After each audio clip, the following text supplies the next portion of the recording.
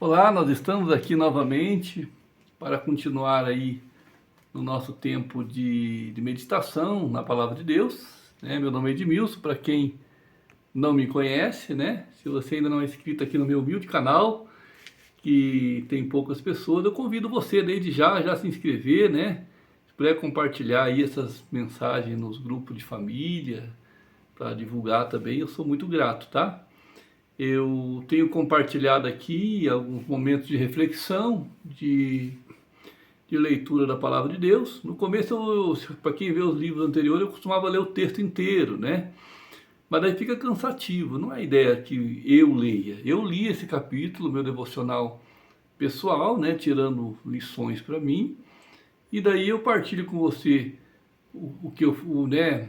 Mais ou menos o que eu li, um geral sobre o capítulo, e eu desafio você a ler esse capítulo, você, o teu devocional pessoal. Nós estamos aí na leitura do Evangelho que fala do nosso Senhor Jesus Cristo, segundo São Mateus, e partilhando os ensinamentos aí, levando o Evangelho, que é o que ele mandou, né? Ir por todo mundo e pregar o Evangelho a toda criatura. Então, primeiramente, eu faço a meditação aqui, né, um devocional meu ali, em relação à Escritura, né?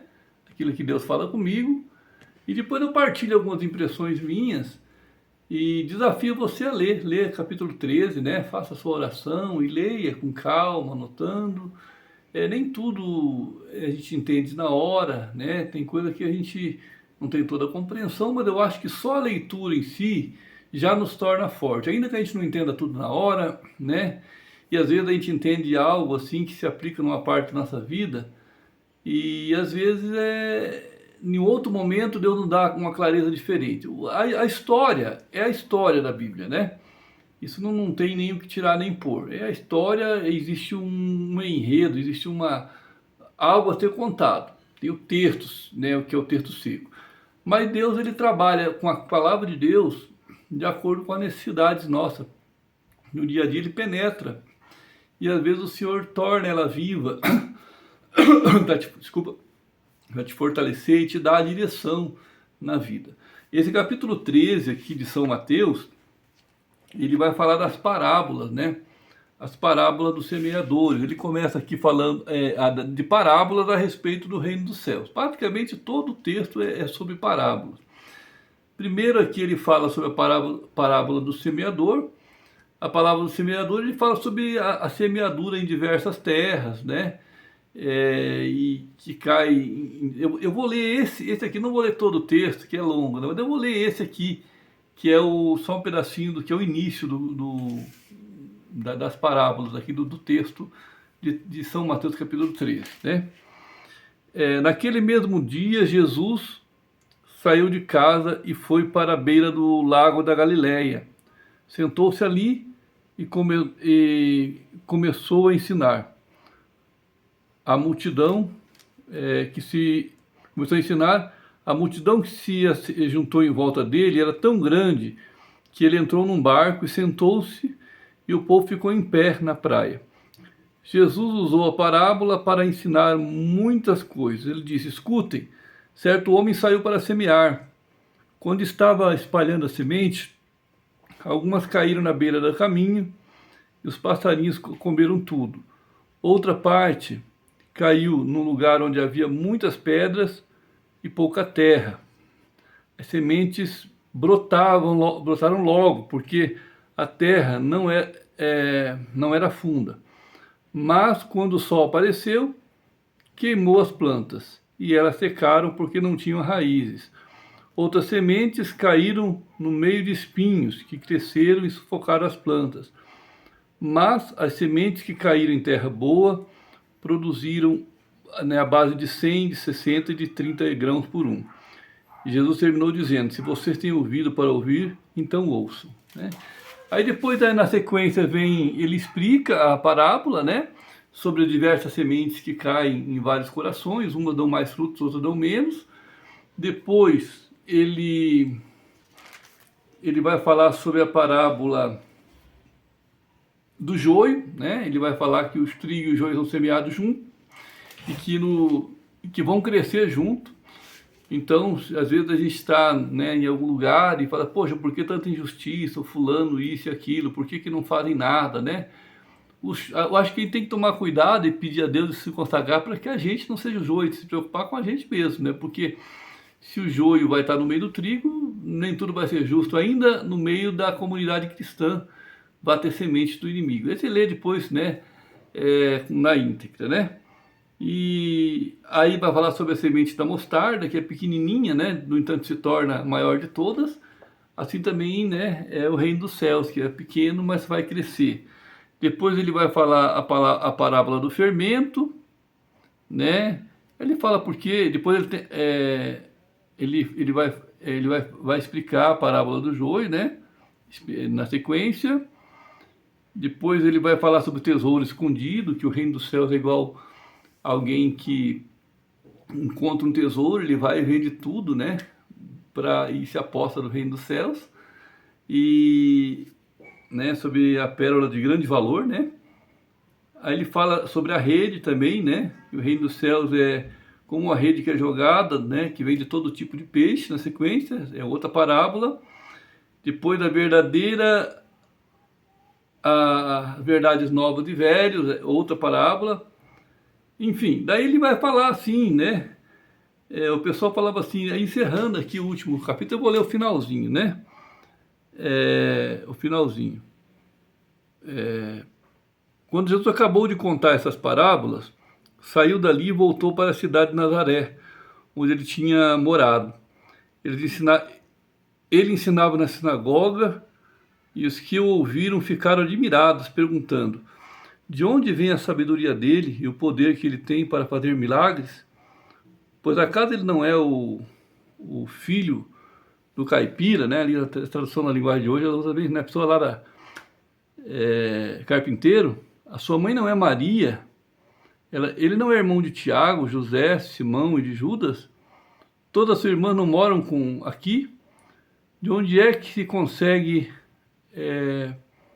que ele consegue fazer tudo isso? De onde é que ele consegue tudo isso? Pois por isso ficaram desiludidos com ele. Mas Jesus disse: um profeta é respeitado em toda parte, menos em sua terra e na sua casa. Jesus não pôde fazer muitos milagres ali porque eles não tinham fé. Então aqui, meus irmãos, essa parte aqui ela vai falar basicamente de parábolas, né? Então, a palavra de Deus é viva, eu desafio você a ter um tempo, de tirar um tempo para fazer a leitura de Mateus 13, orar a Deus, né? Extrair aí ensinamentos, né? E, né, Deus vai falar com você, né? Se você, o importante é ter uma vida com Deus, né? Se você ainda não fez um propósito aí com Deus, com Cristo, eu convido, na sequência eu vou fazer uma oração, você ore comigo, fazendo um propósito de entregar a tua vida para o Senhor Jesus, né? Não adianta a gente, né, fazer uma oração forte, como alguns dizem, né, expulsar o mal, olha, se você não entregar a tua vida para o Senhor Jesus, não tem o que ele fazer. Ele falou assim, em mim nada poder fazer, né? Está em mim e eu em vós. Então, quando você pede para o Senhor Deus assumir a sua vida e Ele habita no seu coração, você pode ter certeza que se tem espírito das trevas aí, né? Eles vão sair, né? Se tem qualquer mal atrapalhado, eles vão sair. Porque o Senhor Deus habita, se Jesus habita no teu coração, né, todas as coisas são acrescentadas. Eles buscai primeiro o reino de Deus e a sua justiça, e todas as coisas serão acrescentadas. Então eu convido você a querer o Senhor da bênção, né? Não só a bênção em si. Certo é que as pessoas podem orar, podem expulsar, pode isso e aquilo, mas como nós já lemos alguns trechos da palavra ali, se o Senhor Deus ele não habitar, ele não tiver, o mal sai e ele volta, e ainda volta, né, 7 vezes mais, né? Porque já lemos isso nos capítulos anteriores. Jesus fala disso, que o espírito imundo é assim, ele sai e anda por lugar árido, encontra abrigo, daí ele volta e encontra a casa vazia.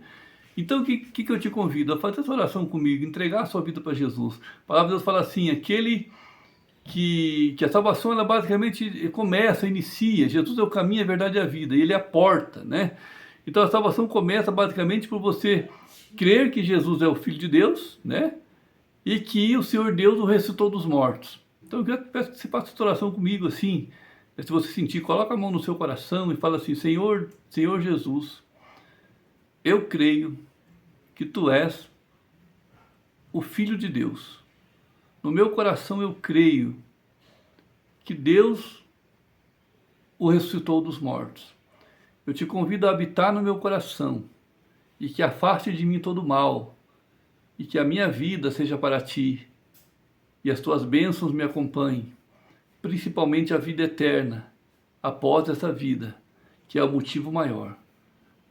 Recebe-me nas Tuas mãos, Senhor, a minha vida e me guia até o meu último dia, onde me encontrarei contigo. Te peço, em nome de Jesus.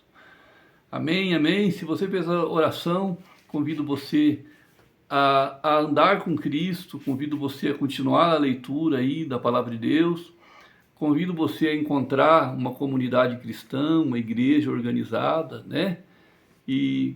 Né, buscar ali uma igreja que ensine a palavra, que tenha amor ao Evangelho, né? Que busque ensinar a palavra, viver em comunidades, para que você possa servir também, ser servido, para que você possa ser pastoreado, né? E pode ser uma igreja organizada, eu não sei se existe outra forma. Eu particularmente teve uma época da vida que eu pensei assim, puxa vida, não preciso de igreja, né? Eu acho que eu fiquei uns 3 meses sem igreja, assim. Mas eu vou dizer pra vocês assim, você precisa de uma igreja, né? Nem que seja uma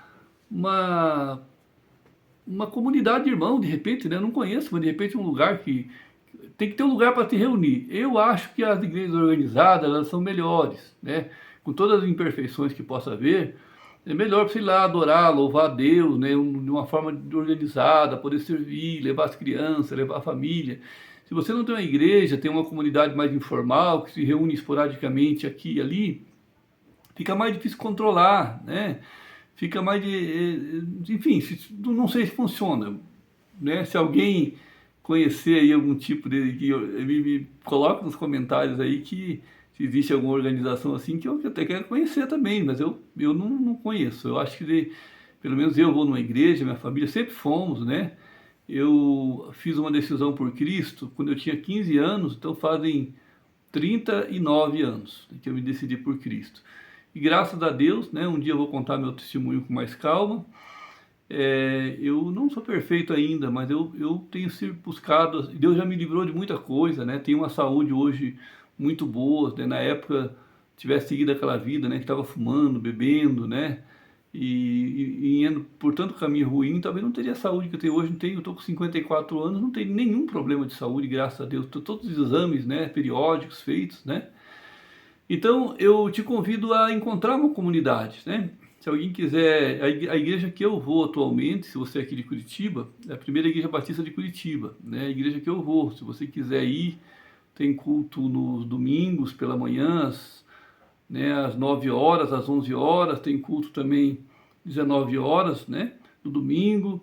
Se quiser ir levar a tua família, você está convidado, né? É a igreja que eu vou, né? Se você tiver uma outra comunidade próxima, formal ou informal, se você conhece algum tipo, importante é você servir a Deus, buscar entender a palavra e continuar a tua jornada. Eu vou deixar aqui também na descrição do vídeo o link do YouVersion, que é uma forma também de você fazer o teu devocional diário, né? Ali tem alguns planos, a conexão diária ali. Tem sempre um videozinho curto de 1 minuto 2, tem um textozinho, né? Tem um versículo do dia, né? Algo que você pode edificar e ser edificado, tá? Eu te desejo tudo de bom. Partilhei com você a minha meditação de hoje. Espero que você tenha sido abençoado. Não esquece de compartilhar, tá? De curtir, compartilhar e se inscrever se não é inscrito ainda, meu amigo. Tudo de bom para você. Fique com Deus. Um abraço.